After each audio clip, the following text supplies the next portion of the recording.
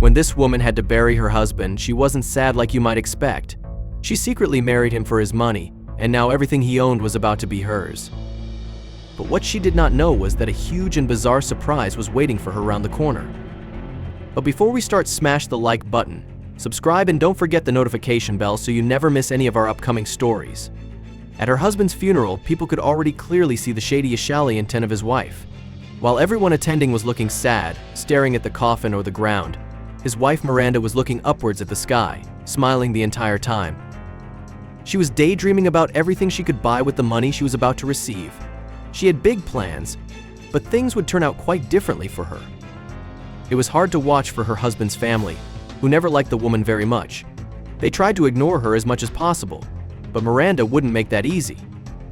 As the funeral started, she turned around and made a harsh remark at them for inviting so little people. The family arranged everything, and Miranda let them do all the work. Because honestly, she couldn't be bothered. Still, she had an opinion about everything. She constantly told them they did a terrible job. Only direct family and myself are present. Are you lazy or stupid? What is this? She shouted at her stepson. Her stepson, Robert, didn't seem fazed by her remarks. He said some words after that, but they fell on deaf ears. Miranda was already turning around because she simply didn't care about her husband's family or this funeral. She just wanted to taunt them. As the funeral continued, words were spoken by relatives and yawns were given by Miranda. That was until she heard some whispers coming from behind her. Whispers that mentioned her name. What were they talking about? Miranda closed her eyes and focused her ears on what was being said behind her. It was her stepson who was talking. He was whispering to his sister. Miranda's name was what triggered her at first. But the rest of their conversation added tension. They ended with the following sentence: "Tomorrow, it's going to happen." Miranda got frustrated by their secretive whispering, and she decided to confront them about it after the funeral. So when the funeral ended, Miranda turned around and yelled at her husband's family behind her. "What were you whispering about? What is going to happen tomorrow? And why did you mention my name?" she asked. But Robert and his siblings said that she must have heard them wrong. Nothing odd was going to happen tomorrow, just the appointment with the notary. But Robert chose his words very wisely. Everything was going according to plan. Upon hearing Robert's words, Miranda got excited. She had been waiting for that moment for years. At the notary, she would finally find out how large her inherited fortune was going to be. It was the reason she had married that plain man. The reason she endured his family all this time. Miranda calculated the numbers in her mind and could only smile. But she was about to get a huge surprise. The next day, Miranda stepped into the notary's office with confidence. When she opened the door, she was surprised to see that the family had already concluded their business. They must have gotten close to nothing if they finished this fast, Miranda thought. The idea of them leaving empty-handed put a smile on her face. As the family passed her on their way out of the office, Miranda couldn't resist the urge to gloat. "Must been a quick red, considering you got so little," she sneered. Robert just shook his head while his siblings avoided her gaze in its entirety. They left her line of sight, and Miranda was left standing smug in the doorway. Miranda impatiently took a seat across from the notary, and she wasted no time in making demands. "Enough with the pleasantries, just tell me what I've inherited," she demanded hastily. Miranda started tapping her fingers on the desk to add tension, but the notary was unfazed by her impatience. He cleared his throat and started. The notary carefully retrieved a singular, thin envelope from the drawer. He eyed Miranda and saw her confused face. "Is that all?" Miranda asked. The notary nodded as he ran his finger through the seal that held the envelope closed. What could be in there? Miranda was getting nervous. The notary carefully slid out an old, tarnished key from the envelope and placed it on the desk between them. Miranda wondered what the key belonged to. It was something she would soon find out. "Your husband left instructions," the notary began. He pushed the key towards her and pulled out a second thing from the envelope. "These are directions on where you should go with the key," the man said. Miranda's eyes darted from the key to the notary, anger and confusion boiling inside her. "Is this a joke?" she spat out, slamming her clutched fist on his desk. "Where's my inheritance? Where's the fortune I was promised? Don't play games with me, mister." The notary replied with a fake smile, and it was clear that he was holding in discontent about Miranda's attitude. "Everything will become clear when you arrive at this address," he replied, handing her the slip of paper with handwritten coordinates. Miranda took the key and paper reluctantly. She got in her car and drove to the address. Her thoughts raced, trying to piece together her husband's final cryptic puzzle. The house was large but had fallen into decay. Miranda thought to herself that the house clearly had not seen any love in years. The foliage grew unchecked across the entire front side of the house, and almost all the windows were shattered. Miranda walked over to the front door and tried the rusty key she received from her dead husband. The key managed to turn, even though rust on the key and lock initially made it difficult. As Miranda pushed open the creaky door, her eyes immediately fixated on a faded letter lying atop an old, dusty table in the hall. It was the only piece of furniture there, so it was hard to miss. The letter contained no heartfelt words or the big check for her fortune. That would have been too easy. Instead, Miranda found an oddly specific set of instructions. Miranda's eyes narrowed in suspicion. This wasn't what she anticipated, making her confused even more. "Is that stupid man playing a game with me?" she said aloud. Miranda hesitated as she scanned the contents of the letter. The instructions were weird, but her overwhelming desire for the inheritance was hard to ignore. She figured there might be a bigger picture she wasn't seeing. And it turned out she wasn't wrong about that part. She took a deep breath and decided to go through each step as intended, hoping it would lead to the fortune she desperately sought. Miranda's eyes darted across the first instruction on the list. She read it out loud as if people were listening. "Find our wedding picture in the living room and burn it," it read. She blinked in disbelief, her fingers trembling. Why would he want her to burn their wedding picture? What was the point of that? Was this the beginning of some cruel mind game he had planned for her from beyond the grave? She rushed over to the first room she saw, eager to burn down the photo of the significant moment within their marriage. The room had no door, just an open door frame, so Miranda could just walk right through. And there, on a small table, stood their wedding photo. Taking the photo, she set it aflame. Miranda watched as that moment captured in time turned to ash. As the picture burned, memories of their honeymoon came rushing back. She had spent most of the time shopping for herself, leaving him alone to explore the romantic city they stayed in. Even then, her greed overshadowed their union.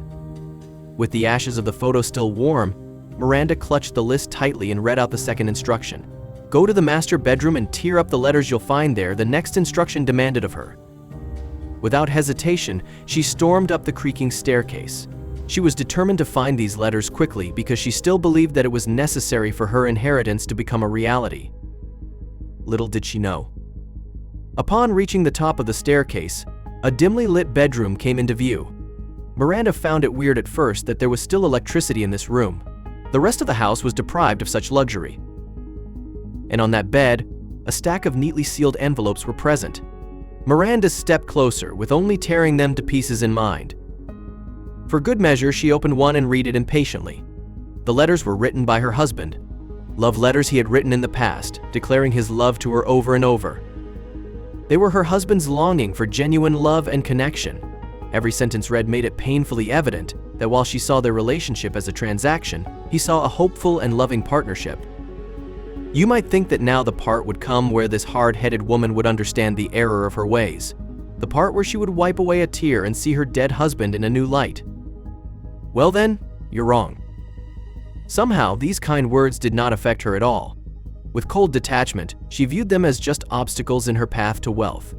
So, without a second thought or the slightest hint of remorse, she tore the letters to shreds without reading the rest of them. Miranda was just eager to get on with the next instruction on the list. She thought that if she worked fast, she could have her inheritance by nightfall. While glimpsing at the next instruction, Miranda's irritation grew even more intense. This game of his was testing her patience, and she was losing. "Enough of these nonsensical tasks," she muttered, clutching the list even tighter in the palm of her hand. All she wanted was her money, and every second wasted was time she could have been shopping or going out with her friends.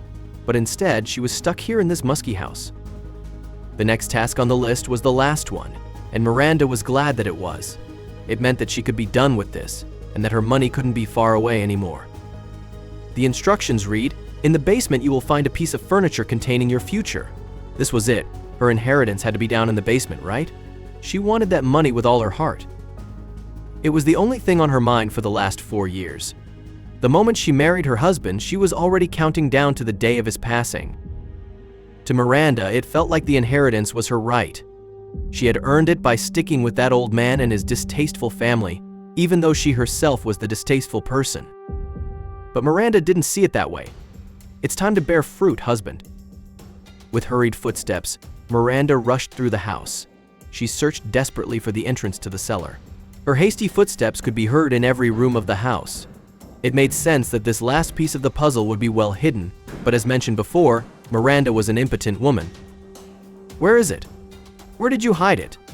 Miranda spoke as she stomped across the floors in the house. After what felt like an eternity, she finally found the weathered door to the basement. It was hidden behind a large bookcase. She pushed the large piece of furniture to the side, and a long corridor appeared behind it. There was light in this hallway as well, and at the end of it was the door she was so desperate to find. Her hands trembled as the old door opened, revealing the staircase downward. Miranda cautiously descended the stairs, not wanting to fall through the probably rotten steps. Each step downward revealed more of the concrete space beneath the house. It was dark and scary but exciting at the same time. But as she ventured further into the basement, a weird feeling also engulfed her. She was starting to hear weird noises coming from within the house itself. They were low in volume, but they were there. Miranda stopped for a moment, trying to pinpoint what the sound was and where it came from. She remembered running through the house multiple times and could swear she was alone the entire time. But when Miranda closed her eyes and focused on what was happening around her, she definitely heard footsteps inside the house. Was she being followed? The thought scared her for a moment, but one feeling remained stronger. And that was the lust for money. Miranda's reaction was not to leave the house. She started running down the stairs as fast as she could, reaching the open basement space where she could not be surprised that easily. But she had no idea how wrong that thought was. Later, she wished she left the house when she had the chance. Miranda was now in the concrete basement of the house. It was a large room with only stone walls and a barren ceiling surrounding her. The only thing present in the entire area was an old dresser. It was located perfectly in the center of the basement, which was clearly staged. This must be the furniture her husband wrote about. She opened the dresser, finding a hand mirror and a note inside. Hesitantly, Miranda picked up the hand mirror, her impatient, greedy reflection staring back at her. Frustrated, she whispered, "Where's my money?" She had expected treasures but found only her face in the mirror. Confused, she unfolded a note in her late husband's handwriting. "Here you see the reflection of our relationship and also the reflection of your future." The meaning eluded her, and her heart sank not from realization, but from disappointment at finding nothing of value. She gazed into the mirror again, hoping for answers, and this time she was shocked. Alongside her angry, greedy face, she saw a second figure sitting in the room. Rising slowly from the shadows, the figure began to approach her. Startled, Miranda realized she had ignored the strange noises in the house during her search for inheritance. Now, face to face with the source, she shouted, "Who are you? What do you want?" The shadowy man stepped closer and began to speak. His voice revealed he was tied to the house's history. The man emerged from the shadows, revealing himself as Miranda's husband. Shocked, she stammered, "But that cannot be. You died. I was at your funeral." Her fear grew as she realized it was truly him. He explained that his death had been a carefully orchestrated test, planned with his children and notary friend, to expose Miranda's greed and selfishness. "Unfortunately, my dear wife, you failed miserably," he declared. Confronting her exploitation of his love and obsession with wealth, he asked if she had ever truly loved him. Her silent, negative nod confirmed his suspicions. Taking a deep breath, he forgave her but demanded she leave his life forever. He informed her the divorce papers were already signed and finalized. Despite her attempts to plead, he was resolute. "Goodbye, dear wife. May you make better decisions in the future," he said. Devastated, Miranda ran out, realizing she had lost everything. Yet, she knew deep down she would not change her ways. As she left, she saw her husband's children entering the house, laughing at her downfall, just as they had been part of the plan all along. Now, Miranda was the one leaving, mocked by her stepson Robert, who had always despised her. She hated him too, seeing him as an obstacle to her fortune. But now her schemes were over, and she fled for good. Once Miranda was gone, Robert's father embraced his children, grateful for the love filling their home again.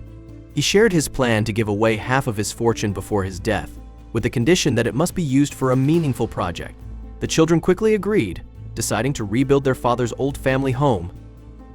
The renovation brought the family closer. They restored the house to its former glory, making it a shared home for everyone. The father was moved by their thoughtfulness and proud of the values he had instilled in them. Within 6 months, the house was complete, preserving its original charm. The family moved in, balancing privacy with togetherness. Robert cherished being near his father, who might need more care as he aged. The father found peace in his new life, realizing he didn't need a wife. Surrounded by a loving family who valued him for who he was, he understood that family was about love, support, and cherishing one another. Thank you for watching. If you like this story, don't forget to hit the like button, subscription, and ring the notification bell so you never miss our upcoming stories.